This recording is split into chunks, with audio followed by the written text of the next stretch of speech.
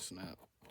Hey, what's going on, my Transformers fans? What's going on, my Transformers fans? I just got done watching Transformers 1. It's the all the movies are, for the most part, somewhat animated, but this is an entirely animated movie. And it's really really good. I honestly would give it a 10 out of 10. If not like, if I was, just being like, cuz I am a Transformer fan, so to take away from that, I give it a 9 out of 10 because I'm probably being biased a little bit, but for the most part, it's a dope movie. Um, it starts off, you don't really know the names of these characters if unless you're a Transformers fan, but Orion Pax and D16. Now those aren't the names that we're known or we're used to. We're used to Optimus Prime and Megatron. But for the most part, they're more, since they're on Cybertron, they're going by like the names that they're just straight up given. It starts off with, Orion Pax, aka Optimus, and D16 Megatron. It shows them having a friendship, it shows them being minors. I love the idea that, for the most part, you can visibly see the difference between somebody who has a cog in their chest so that they can transform and somebody who is just a minor and it doesn't have a cog in their chest, so they can't transform. But come to find out, you see the difference between the two. And it also just shows that, Optimus or Orion has always shown that leadership, that daredevil, take a chance type of level. That's always been just embedded in his DNA. Um, Megatron D16 is more so like the homeboy, but he always has Optimus back. Um, it really kicks off because there's a race. There's like a race, like a rally race that was going on, and with them being miners, they're not really, well, cave miners. They're not supposed to be, or energon miners more so. They're not even supposed to be in the same on the same platform as people, as other bots that can transform. But they're not even supposed to be in this race, So the fact of it is, they do this race. It catches the attention of everybody because they're like, are those energon miners? Catches their attention. They actually come in. They actually almost won. To be real with you, they almost won. But D16, like, something had like hit his leg or something, and he was telling Orion to go without him, but Orion was like, "No, without you, we gonna finish this together." Once again, just showing the leadership, that's embedded in Optimus as even before he even knew it. But it continues on. Sentinel Prime is essentially the bad guy in this cartoon, or in this show, in this movie. He's the bad guy. Pretty much what he did with the Quintessons. The Quintessons were like an evil opposition to the Autobots, or the people just living on Cybertron.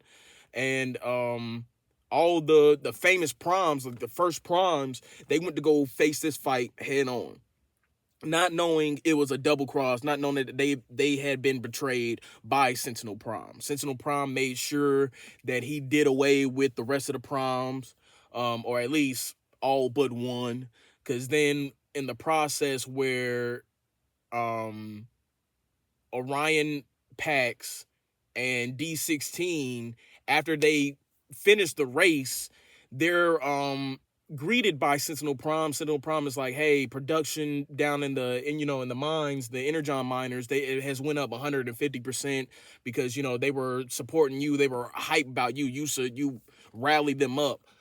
So Sentinel Prime had said to D16 and Orion, he was like, "Why don't you go back down there and kind of pretty much like denouncing them, but it was like, why don't you pretty much go back down there and just tell them they're doing a good job, this and the third, pretty much like, just buddy them up and whatnot, butter them up." And they were going to, but then there's this one asshole Autobot, who is, I think it was like Darkwing or Blackwing or something, and he's just a complete a-hole to everybody who's like a minor. He's like just a cave miner or an energon miner. He's like complete asshole to them all the time. Um, Comes to find out that they get stored somewhere with another familiar face and another familiar voice. Keegan Michael Key plays Bumblebee, who I think Bumblebee is B127. Um, and he's kind of been going crazy down there. He doesn't really have anybody to talk to. He actually has made 3 buddies out of like the scraps of trash that he actually communicates to. He actually talks to them. And he's showing them to D16 and Orion Pax. He's showing them to him, and in the process of him showing them off, a hologram kind of goes off and shows one of the leading primes that had went to go in that fight, showed that he had given out a distress signal and gave out his location. So Orion Pax has already, like, even in the beginning of the movie, he was getting in trouble just trying to find out more information about the primes and the Allspark, the to be the chosen one and stuff. He was already being curious about that. So when he sees that, he's like, that's the map. That's the map. We can go and do this. And at first D16 is kind of resistant. He's like, nah, I don't think it's a good idea.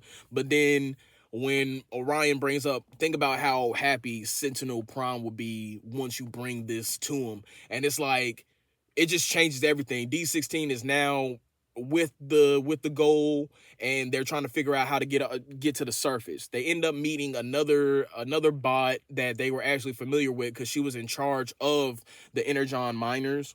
Her name is Alita. She actually, later on, like in the, if you're a fan of Transformers, that name is gonna sound familiar. But Black and White, she goes along with them, and they stumble across this cave. They stumble across this cave where one of the older primes, where all the primes had fallen, where the betrayal had happened. That's where the betrayal had happened, in that cave. But there was one prime that actually still survived. He was just like, I think he was like shut down, like, because all they did was like give him like an energon cube. They put like an energon cube in his mouth and he came back to life. But pretty much through that process of him coming back to life, he explains to them, D16, Orion Pax, B127, Alita. He's pretty much letting them know, like, Sentinel Prime is a traitor. Sentinel Prime is a traitor, this, that, and the third. And, he's even at one point in time, he tells them, he's like, all Autobots, all of our species, all of our beings, they're born with a cog in their chest. A cog is essentially their ability to be able to transform, to be able to have these weapons that shoot out from their arms and stuff like that. So, D16, Orion, they're all like, what? Like, nah, I was born without a cog. Like, I'm good. And he was like, no, like, you don't understand. So then, through the process of whatever powers that Prime has, I believe was voiced by Lawrence Fishburne, he shows them essentially what happened, pretty much gives them like a rewind, like a replay, and then you hear like some rumbling. You see the surface rumbling and stuff, and it's actually the Quintessons. The Quintessons show up on the planet, and they have Sentinel Prime looking like a pure bitch. I mean, the motherfucker over there talking about, what, keep your eyes peeled, keep your eyes open and whatnot. And then also he drops down on the knee for him, kneels down for him and whatnot, not even pulling out none of the weapons or nothing. He just kneels down. And his excuse of why he did that is that he saved his life, he saved himself so that he could live like a king. And essentially the reason why, he took the cogs out of the newborn or the newer Autobots, took them and pretty much had them being energon miners to pretty much pay off his debt to the Quintessons. But fast forward, we get to a point where now the older Prime that was voiced by Lawrence Fishburne, with his fellow primes that have fallen, he actually summons their cogs out of their chests and he gives them to Bumblebee, Alita, Megatron, and Orion. He gives them now this is like their first like upgrade. This is like their first upgrade, or at least for Megatron or D16 and Orion Pax. It's like their first upgrade because they do get another upgrade a little bit later. But it's like their first upgrade, and for the most part, it already shows right there. Megatron D16 is already showing signs of being the Megatron that we know. I mean, we see him as D16. He's just a rambunctious guy with Orion Pax, aka Optimus. But then when you see him actually be able to get his ability he actually has a cog now. You see something switch, because like now you see that something has switched in his head, because now it's not just the fact that we were just weaklings. This is just how we were born. This is just life. It's the fact that they were lied to, betrayed, had their cogs stolen.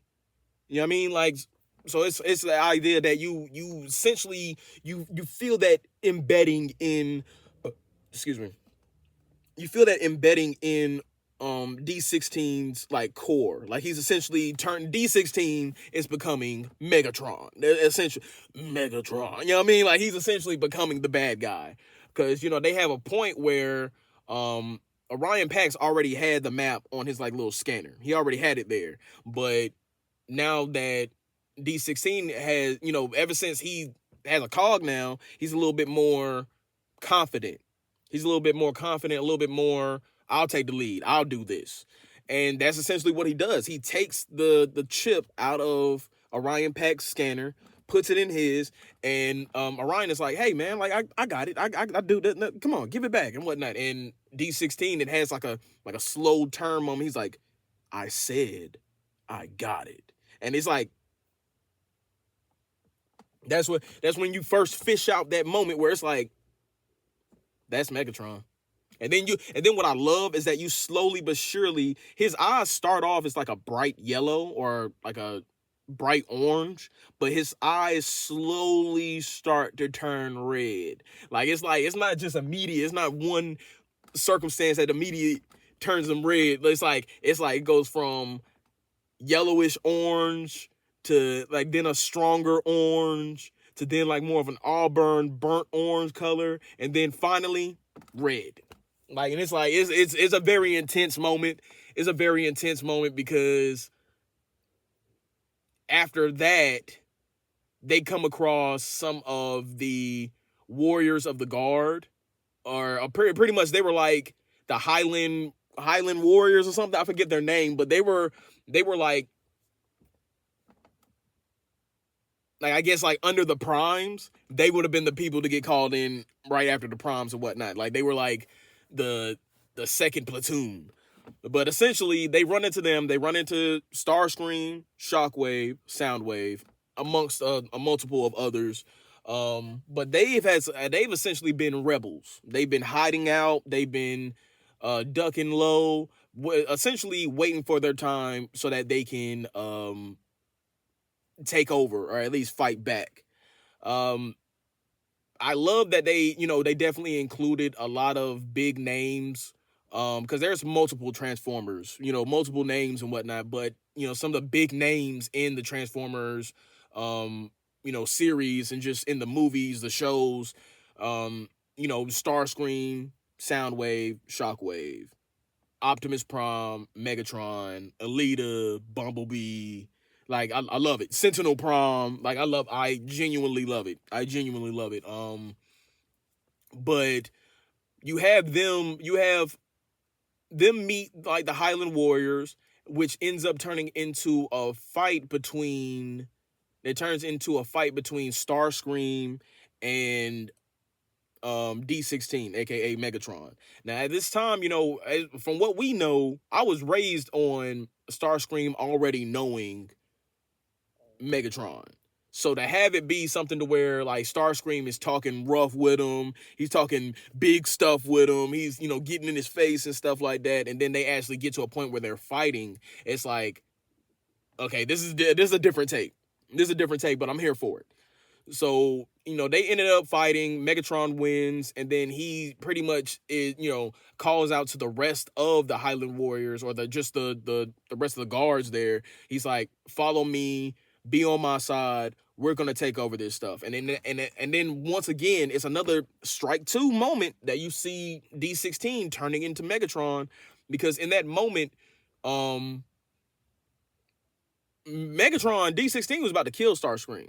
Because, they're still figuring out about their powers, about their abilities and stuff. So at one point in time, he had reared back, and it looked like he's rearing back for a punch. But when he rears back, big ass Gatling gun on his fucking arm and whatnot. You know what I'm saying? Like, big ass gun. So it's like, it goes intense. It gets intense and whatnot. And then another scene, you see that when they all the rest of the warriors, the rest of the Autobots and whatnot, they're like, D16, D16, like they're chanting out his name and whatnot. You see in that moment, D16 looks at Orion, and Orion is kind of looking at him like, "What are you doing? Like, what are you becoming?" Like, and then you see D16 kind of looking at him, like, kind of wondering why he has that look on his face, and it's like, you're starting to become unrecognizable now, dude. But that ends up turning into a capture where Sentinel Prime had like his right hand girl, Arachnid, had her go and search for people, and they pretty much found that little hideout and captured a gang of people. Two of the main people that they captured were Megatron and Bumblebee. In that process, you have Optimus Prime and Alita are trying to figure out what they can do to. They're trying to figure out what they can do to get back their friends and whatnot. So you have Optimus that goes to the city, and Iacon. He goes to Iacon, and he's talking to the Energon workers. They are marveling at him. They're kind of small. When you're an Energon miner or you don't have a cog, you're kind of on the small side. So they're kind of like marveling at him. They're like, "Yo, wow, is that Orion? Oh my god, dude!" And then they actually have Jazz in there too. I thought that was kind of cool. But yeah, so, and he's telling them, he's like, "We were all born with a cog," pretty much giving them the spill, telling them that they've been betrayed, they've been lied to, and wants to rally them up. And in the process, and when he gets them to rally up, and he has them on his team, he contacts Alita, tells her, "Hey, look, go ahead, come on with it and whatnot. We got an army." So they're getting ready to attack. They're getting ready to attack. But before that, something that I thought was really cool is that for the most part, when you see the insignias, the Autobots or Megatron's insignia, you think that that's either something that they branded on themselves on purpose, or that's something, just a identifiable badge. But in this way, especially after D16 had known the truth and he is face to face with Sentinel Prime again, he shows no respect towards his former hero, and it's like, just being just resistant to everything. But what ends up happening is you have Sentinel Prime, who is pretty much just admitting to everything that D16 is accusing him of, and he punches D16 down. And when he does, he sees the Megatron symbol. He sees the Megatron symbol, and he's like, "Oh, that's nice," this, that, and the third, and reveals that he stole the Megatron, the Megatronus Prime. He stole his spark. No, he stole his cog. And not only that, he's like, "Since you like him that much, why don't we make it permanent?" And he pretty much like welds like the insignia on his chest. So then it's like, you know what I mean? Like, everything is coming full circle and whatnot. But then, when Alita finally does bust in through that building, she ends up hitting Sentinel, and he's like covered up in rubble. They have a nice big battle. And in that process, you still have Orion Pax that's still trying to get to D16 and tell him, hey, look, you know, we have to do this the right way. There's a right way and a wrong way to do this. Pretty much black and white. That's what he's telling them. There's a right way and there's a wrong way to do this. And his right way, Orion's way, is trying to get Arachnid because she has multiple eyes and has like an inner core that has several eyes. She's like a big ass record system or some shit, recording system. He puts her on the loudspeaker, puts her on all displays so everybody can see. And in that process, Sentinel was actually about to kill Megatron, but once Sentinel sees his face plastered and hears his voice all over, he can't help but stop and be in awe. In that moment, you have Megatron who tackles him, they fall, and Megatron is hurt, but he's more resilient than Sentinel. Like he's hurt, but he's more like, no, I'm gonna get you. I'm gonna get you. So he's, trying to shoot at Sentinel Prime. He misses the first time, destroys a building. The second time, Optimus actually pushes him and makes him miss. And Megatron is like, what the fuck are you doing? Like, we have to do this. Like, he deserves to die. He deserves to be, this, that, and the third. He minks on Orion real quick, really just to get Orion out the way, because he really wants to go after this dude. But Orion, last minute, while Megatron's powering up his weapon, he jumps in front of Sentinel, and it completely takes out, like, his whole side. It's just gone. His whole, left side is gone. And he's trying to catch himself, but he's holding on to the edge. Before he falls, Megatron catches him. But in this process, you see Megatron's eyes are starting to turn. They're starting to turn and whatnot. And then when Megatron opens his eyes again, he's like, this is my last time saving you. I'm not saving you no more. Lets him go. So then you have Optimus Prime, who is falling essentially to the middle of Cybertron. He's falling into the core of Cybertron. While he's falling, you see, glimpses of Megatron going back after Sentinel. Like, hey, this shit ain't over. Going back after Sentinel, picks Sentinel up, rips him in half, reaches in his chest, grabs the Megatronus Prime core or cog, takes out the cog that he had in him, puts in that the Megatronus cog, and now claims that he is Megatron. Like, he is officially Megatron now. Pretty much is saying, hey, all this was a lie. I will destroy anybody who is still a supporter of Sentinel Prime. We need to destroy everything, shoot everything down. So then this is the first part where you get to see Starscream, Soundwave, Shockwave.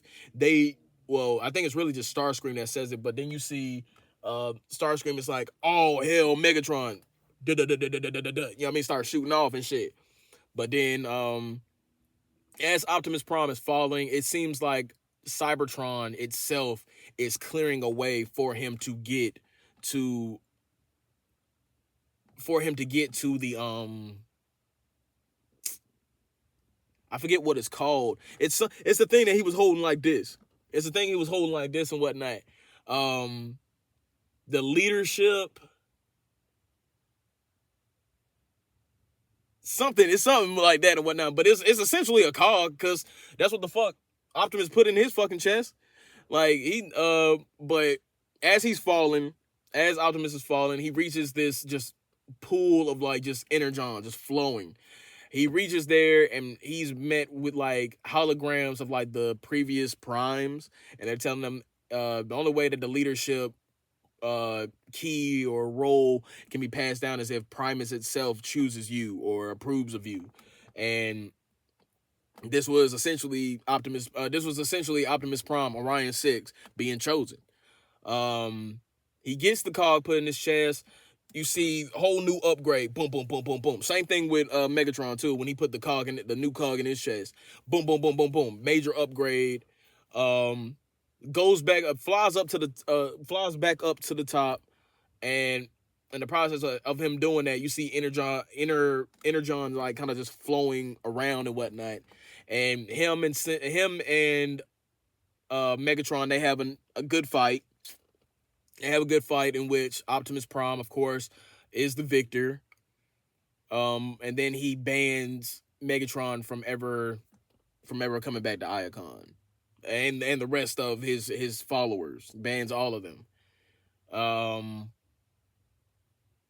just something I guess to take away from. I mean, I love the movie. Love the movie. Love the idea that before they were, or in this version, before they were Megatron, before they were Bumblebee, before they were Alita, before they were Optimus Prime, they were Energon miners. Their role was of nothing significant. Now, granted, that's because they were being lied to and they had their cogs stolen, but still, it's still just a fact. Like, but yeah, I definitely enjoyed that movie. That movie was definitely a great movie. Like I said, I don't want to be biased because I give it a 10 out of 10. But I would say maybe let's give it a 9. Let's give it a 9 out of 10 just for the one point of the being biased because I'm a Transformer fan. Um and honestly, you just love to see movies like that where, somebody who, not saying that, people, there probably are people that look up to Optimus Prime. There's probably people that, they be like, Optimus Prime is, all that and whatnot. But, to have somebody who is very much on a leadership role and to see the origins. I think honestly they need to do that with some of every show.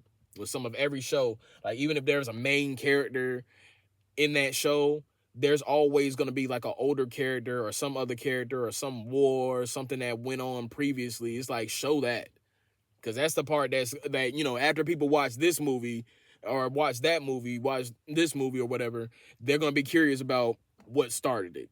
So it's honestly it's pretty dope. And then to have Michael Bay, he was a producer on that as well. I thought that was kind of cool because Michael Bay was also the producer on the live action Transformers movies. But yeah, so all in all, cool ass movie, man. Suggest anybody go see it.